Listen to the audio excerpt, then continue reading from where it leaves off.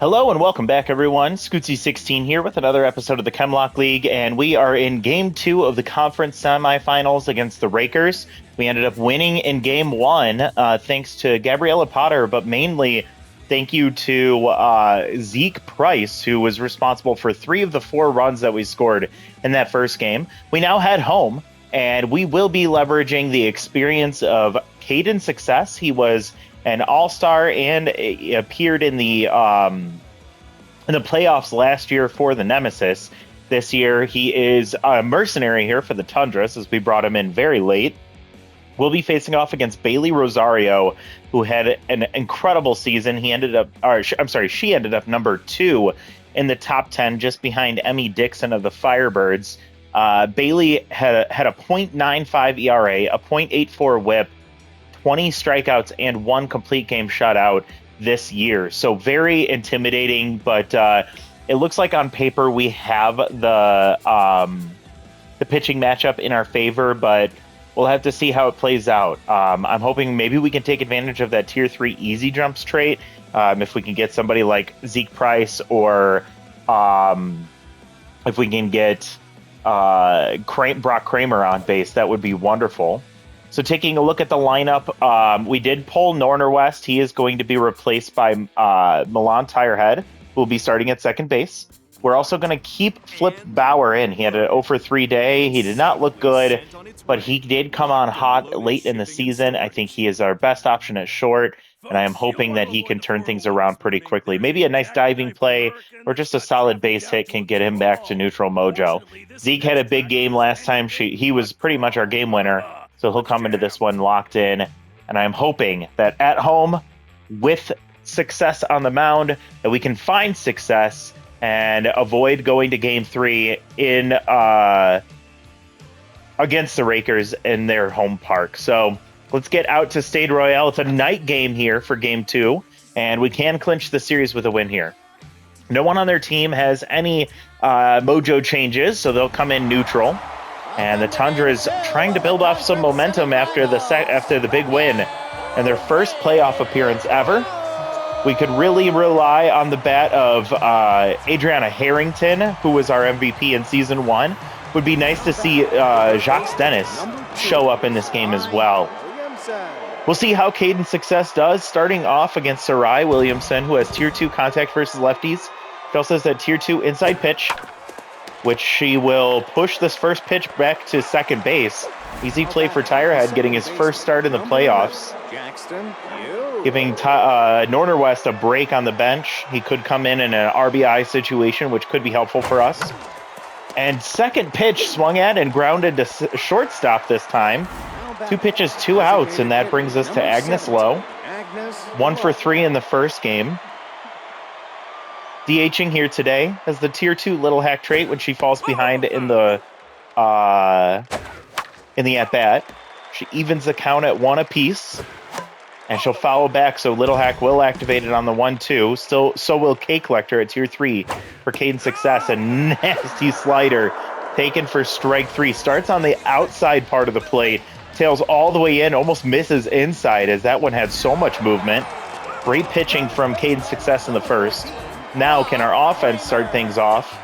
Brock Kramer led off the first game with a solo shot. He's batting .667, which is essentially 2-for-3, including that solo home run. He falls behind 0-2 against Bailey Rosario, has a Tier 2 elite curveball. We see the fastball fouled back. And missing on the slider inside, 1-2 count. There's a changeup that's fouled off. I'm sorry, that was the 2-seam, I think. There was the elite curveball. Rosario gets a strikeout against Kramer. Adriana Harrington went hitless in the last game. I believe she may have reached base on a walk, if I'm not mistaken. Swings at the first pitch late and fouls it off out of play. She'll pop up this one behind first base. Should be an easy play for Williamson. She camps underneath it. I'm sorry, that's Rena Marin, the center fielder, I think, playing first base today. So 2 outs for Zeke Price. He went 2-for-3. Had a solo home run and a 2-run single. He takes a screwball for strike 1. Fastball for strike 2. And a ball high. Fastball doesn't catch the top of the plate. Same here, and it's 2-2.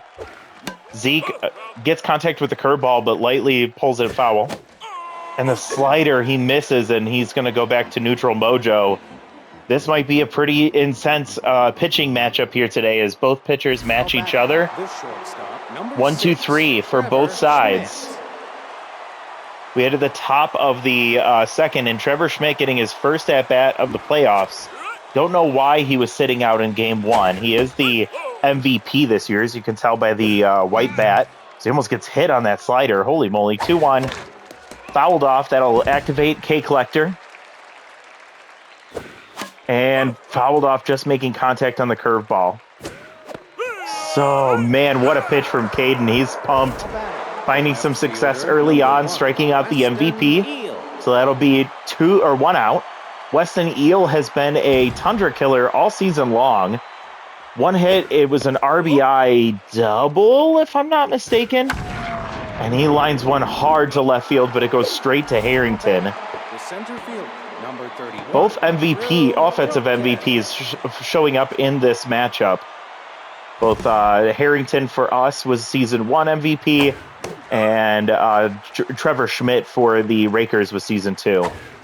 Dropkin chases way outside for strike 1, takes the ball inside, and a liner to Christian Black will end the inning. So 1, 2, 3 in the second go the Rakers offense.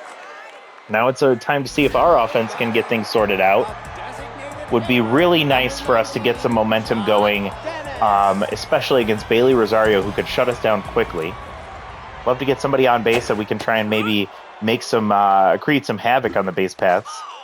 As Jacques Dennis almost gets hit, he almost made the he almost became the MVP this season, just behind Trevor Schmidt at the number 5 spot, and he laces a base hit up the middle. So he'll be aboard first base runner for either team in this game. We immediately find ourselves in high pressure, so Amos Get Wrecked with his Tier 3 clutch trait will be activated here. We won't likely see Jacques Dennis running unless it's a hit and run. Even with Tier 3 easy jumps, Jacques does not have the speed to pull that move off. 1-1 count. Amos lofts one foul. He falls behind 1-2. He is prone to the strikeout. And there it is. He strikes out, swinging at the fastball at the top of the zone, right across the letters, and he just could not keep up with it. That's a big out in a big situation, and that'll be number 1 for Gadman with a runner on first. Infield, a double play depth, and Mann pulls one into the right field, excuse me. So that'll be 2 aboard for Flip Bauer. He ended up with 5 home runs this season, so he is able to make solid contact. Even though he's tense, he still has a really high contact rating. He swings at the curveball and fouls it off. Slider misses outside. 25th pitch from Rosario. It's going to be, that curveball catches the bottom of the zone. And sent to right field. That one's carrying. That's got a chance. Out of here. Flip Bauer flips that one into the right field bleachers. A 3-run homer. And boy, did it pay off. The loyalty for the rookie shortstop comes through with a 3-run shot, and the Tundra's take an early lead in this ballgame against the number 2 pitcher in the league this year. One of few runs that she allowed in the entire season, and she is tense already, facing off against Christian Black. Christian 1 for 3 in the last game. He pops up a fastball right down the middle, and it goes foul, 1-2. And a ground ball, hard hit, but Schmidt takes a nice diving play, covering shortstop, his secondary position. Still good enough to make those plays as Christian Black grounds out for out number 2. And there comes number 9 hitter, Milan Tirehead. Would love to see us try and get... that one's going to dink into the left field, just past the third baseman's glove. And a single with 2 outs will keep the line moving into the back of the line, or back to the top of the lineup. Brock Kramer, I believe, struck out in his first at-bat. We'll now try and see if he can reach base again. We do not want to give Rosario her mojo back. Would love to keep pushing on her as much as possible. Brock Kramer late on that one, fouls it off. It's a 1-1 count. And gets ahead of that one, pulls it way foul out of play. 1-2, 2 outs, and he'll chase inside, and Rosario, don't know if she got her mojo back after that, but she's able to get out of there with no more damage done. But 2 runners reach base on singles, and then the big home run from Flip Bauer Gives us a 3-0 lead heading into the top of the third. Is that all that Caden's Success needs to give us a win here today? He's already locked in. Get a ground ball to Christian Black, makes a diving play towards the line. Not in time, it's an infield single. So that'll break up the no-hitter here early in the third. Great hustle from Trespass Miners, who has elite speed, as you can see over there at first base, and Rena Marin comes up. Very similar player to Trespass Miners. We'll see if they try to challenge the arm of Gadman behind the plate. Caden will get his second foul ball there, and that's a 1-2 count, so K-Collector activates. He lost his mojo after giving up the infield single. He gets it right back here, so he's locked in again after the strikeout. 36, Patrick Beal. Beal comes up. He is the catcher for today's game. Tier 2 clutch, but not activated here in a medium pressure situation. And he'll send one to deep center field. Great thing that the clutch trait was not activated, because that was hit very hard. It hangs up for Price, and runner holds at first.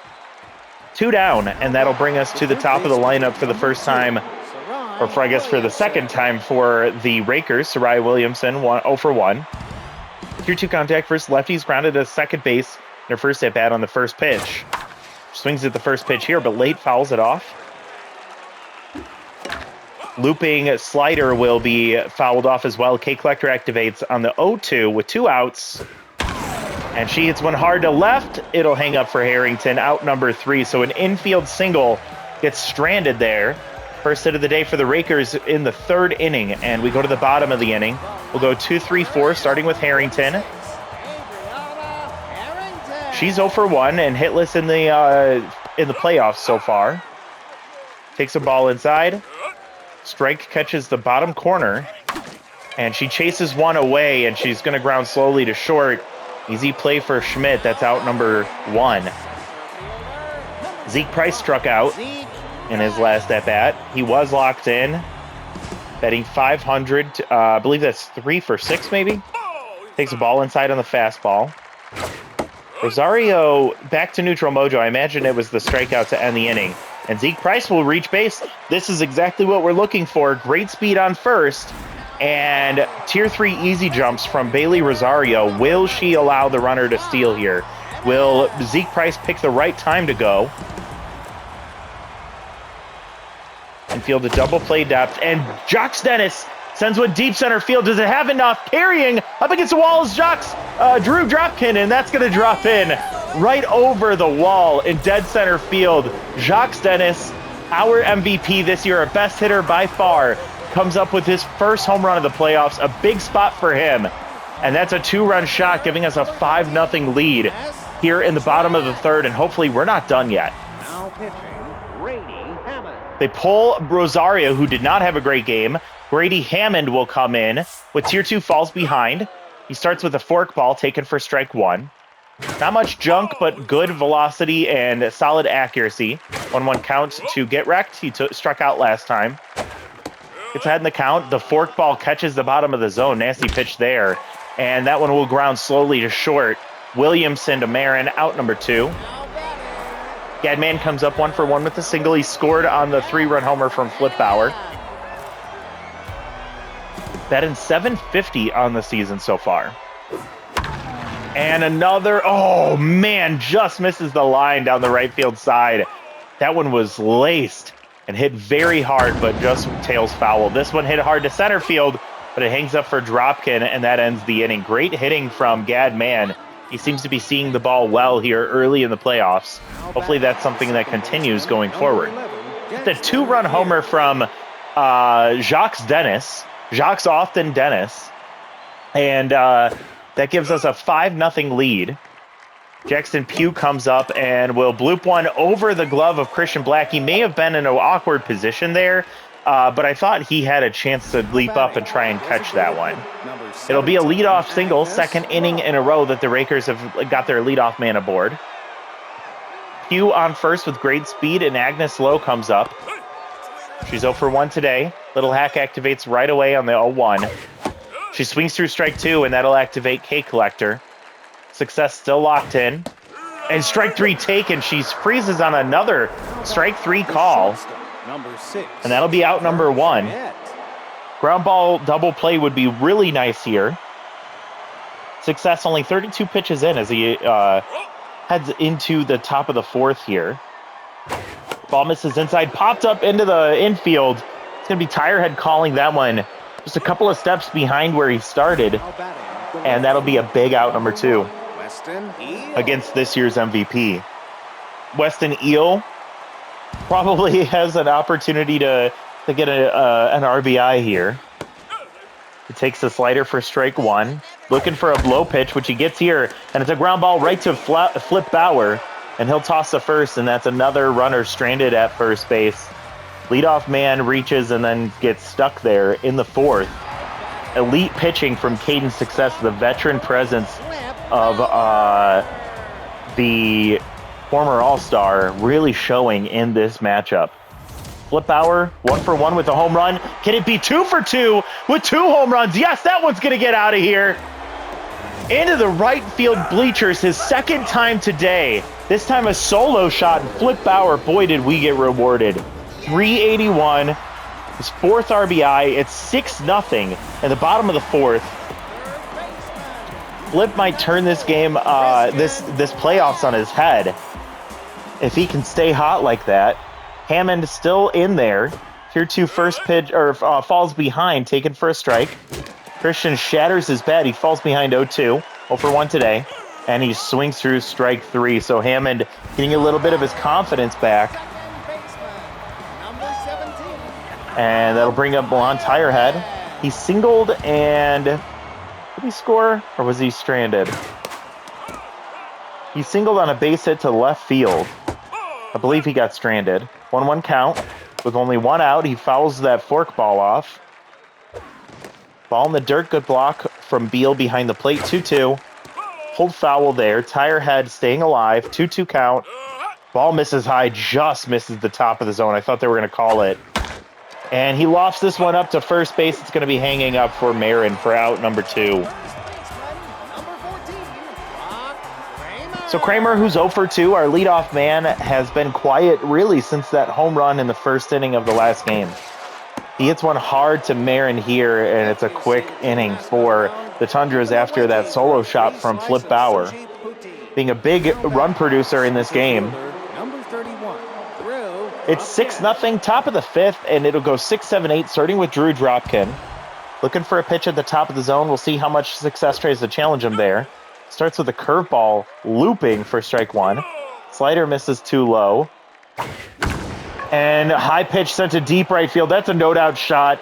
Drew Dropkin drops that one in, almost gets to the second deck. And Caden Success, who has been lights out this whole game, makes his first mistake. It goes 4-17. And the Rakers have the first run of the ball game for themselves. They have a little bit more work to do with only 2 innings left to work with. Trespass Miners reached on an infield single. He tries to do it again here with Tier 3 Sprinter, and that's going to be an easy play for Tirehead. So Success lost his mojo after the home run, gets it right back after that ground out. It'll be out number 1 through his 40th pitch, and Marin will come up. I believe she's 0 for 1. That one rattles around in the stands. Ball misses low. Takes the slider for strike 2, and K Collector will activate for Success. Swings late on the 99-mile-an-hour fastball, and Success trying to get the crowd into this one, as he knows how important this is for the Tundras faithful, who stuck it out through a really ugly first season with this club. Gets a grounder to second base. Nice hop for Tirehead, and he'll make the play to end the inning. So a big home run from Drew Dropkin, getting the Rakers, showing them a little life. Only the 3rd hit allowed for Caden Success, but with a 6-1 lead, the Tundras might look to try and add to the lead here before they turn it over to the end of this game. First pitch swinging is Harrington. She lines out to right field, and that'll be an 0 for 3 day for her. Tough start to the playoffs for her. Price comes up. He's 1 for 2 with a single. He scored on the home run from Jacques Dennis. Misses low here.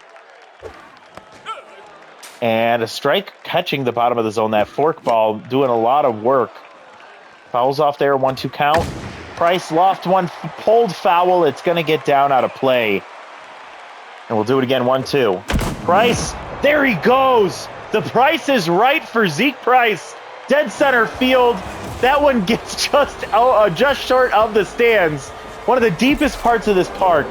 And boy, did that one carry a ton. 479. One of the hardest home runs you'll see in a sim game. And he gets a mojo boost, and we get that run right back. So Drew Dropkin shaking his head as essentially what he's doing is not enough. It's 7-1. Mirthright comes in to face Dennis as Drummond's day is done. They did not want to they didn't want him facing the same guy that already took him yard once. 2-1 count here to Dennis. He'll take a ball low. Mirthright with surrounded if we see multiple runners reach base, and the first one does, with Jacques Dennis working a walk. 1 out with a runner on first for Amos, get wrecked. He's 0 for 2 today. Hasn't looked great at the plate so far. Mirthright also has Tier 1 simulated, but it did not activate in this game. If Get Wrecked can get on base, we'll see Tier 2 surrounded activate. Got great velocity, great junk, but no accuracy to speak of. 1-2 count. We'll see if he gets Get Wrecked to chase here. And he does. Amos just having trouble making contact with the ball with 2 strikes, and he goes down swinging once again. With 2 outs, Gadman comes up, 1 for 2 with a single. He hit the ball very hard last time, but lined it right to an outfielder. First pitch taken for strike 1. Ball misses high on 97 from Mirthright. A 5-pitch reliever. Not often do you see those. 1-2 count. Ball misses low. Good eye from Mann to not chase. And this one lined into right center field. It is going to get down as it gets cut off by Miners. Good hustle from the right fielder. It does allow Dennis to advance to third. So it'll put runners on the corners. And here comes the man of the day so far, Flip Bauer.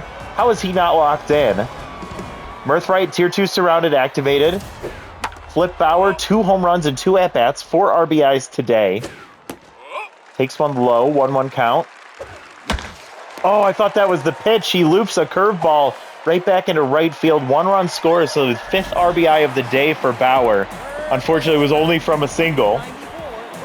And 2 on still, so surrounded will stay activated against Christian Black, who's 0 for 2. Ball in the dirt, good eye. Trying to get him to chase those balls low. And Christian Black's one's went down the left field line, but that's tailing and will land foul. Well hit. It was definitely had enough home run distance, but he got a little ahead of it. 1-2 count.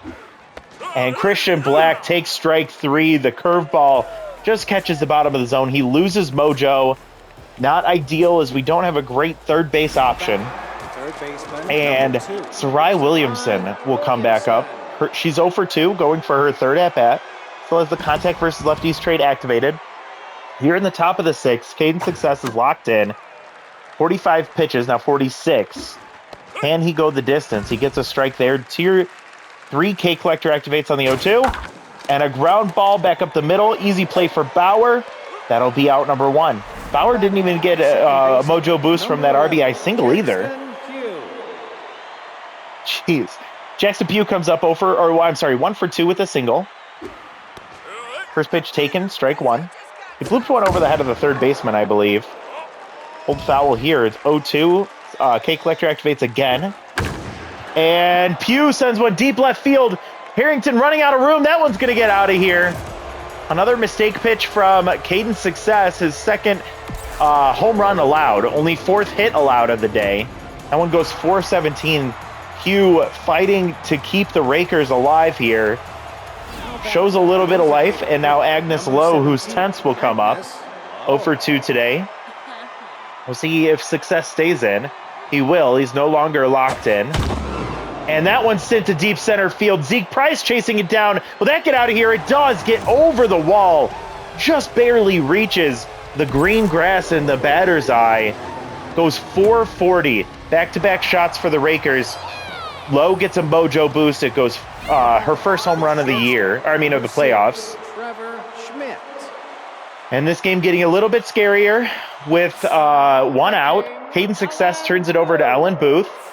She pitched really well in the first game. She faces off against Trevor Schmidt. who's 0 for 2 today. Fouls that one off. It's a 1-1 count. Fouls another one. It's now 1-2. Booth close him out. She gets him checking and holding on strike 3 called. Nice pitch for Ellen. Top inside part of the zone. Throws the MVP. And All-Star versus All-Star there. She comes out on top. Now Weston Eel, the last chance. It's a grounder to third. Christian Black to Brock Kramer. Ball game over. Tundras win. They sweep the Rakers in the playoffs. We will advance to the conference finals. We'll be facing either against the Firebirds or the Chompers. Tundras with 8 runs on 10 hits. Rakers 3 runs on 5 hits. All home runs, all solo shots. Only 5 hits combined for the Rakers. They had home runs from Pew Low. Those went back-to-back in the 6th. And they had a home run from Dropkin in the 5th. A hit from Miners and another hit from Pew. All the offense from the Rakers. From our side, 0 for 6 combined between Kramer and Harrington. That's really rough top of the lineup. Thankfully, Price and Dennis, great games, both 2 hits, both had home runs. Dennis actually reached 3 times with a walk as well. An 0 for 3 day from Get Wrecked. 2 hits from Mann, he scored once, and Flip Bauer. He's going to be our player of the game for sure. 3 hits, 2 home runs, 5 total RBIs, and Tirehead with a base hit as well. Pitching-wise, Rosario did not look like the all-star that we saw this year. 2 1/3, giving up 6 hits, 5 earned runs, 2 home runs, and striking out 4. And the rest of the pitching staff didn't do much better. For the Tundras, Caden's success outside of 3 mistake pitches ended up lights out in this game. I know his ERA looks at 5.06, but I am so happy with what we saw from him. He gets the win, 5 1/3, 5 hits, 3 earned runs, all home runs, 5 strikeouts. Ellen Booth comes in, lights out, 2 outs. She gets 1 via the strikeout, and she shuts down the Rakers' chances of trying to climb back in this one. So it'll go Flip Bauer, Jacques Dennis, Zeke Price are your top 3, all home run hitters in this game. And the offense is seeming to show up. The pitching staff seems to be settled in, and we might be a team to reckon with the rest of the way. We are going to sim these one at a time. It'll be interesting to see if the Chompers can win here. I kind of want to see the Firebirds win so that they go to a game 3, but I would ultimately, I think, want... I don't know who I'd rather face off against, the Firebirds or the Chompers. We'll see who comes out on top. We'll start with this one. Simming game 2, and scoreless until late, and the Chompers end up sweeping the Firebirds. So it'll be both wildcard teams that advance, both sweeping their opponents, and we'll be seeing the Chompers. We'll actually be the home, we have home field advantage because we passed the Chompers in the last game of the season. So that was incredible luck for us and a good spot for us to try and capitalize. Their pitching seems to be shutting down the Firebirds offense, so hopefully it doesn't do that to us. Let's go ahead, and I'm actually going to quick sim because it'll just go back and actually it's just 2 more games left. Both teams went to game 3. So we'll see if the Swampers and the Torpedoes, who comes out on top here. It is the Swampers in a 1-0 win. So the top seed wins there. Torpedoes get knocked out of the playoffs. Then between the Rushes and the Swoops, the Rushes upset the Swoops with a 2-0 or 2-1 win.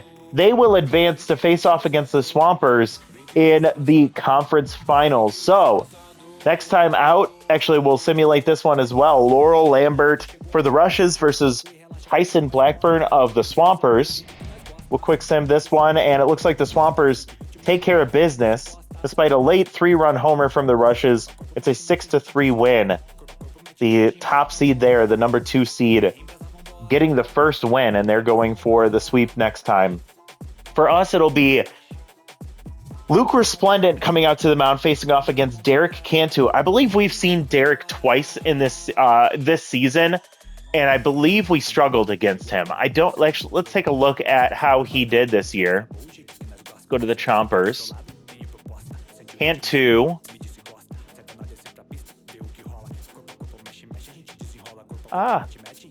There we go. Derek Cantu did not have a great year. 1-2 record, a 12.46 ERA, a 2.42 WHIP, and in 8 innings pitched. So there's hope here that we can have a big win against him. Let's see. He has not pitched in the playoffs. It was Friendly, then Connolly getting the 2 starts. Both pitched incredibly well. Tannen and Drummond both pitched really well from the bullpen as well. So we need our offense to stay hot. We need Resplendent to pitch really well because he struggled this year. Taking a look at the regular season, and you'll see that Resplendent gave up 13 earned runs and 18 innings pitched to the tune of a 6.5 earned run average. Gosh, I hope he can have a solid, clean game. Going to be tough against a really good hitting Chompers team, but if we can get him to settle in and pitch really well, I think we are in a good position to potentially sweep the Chompers in the second round of the playoffs. If we can win this series, we head to the finals. I think the advantage would be if we can face off against the Rushes, because then we'll be playing at home.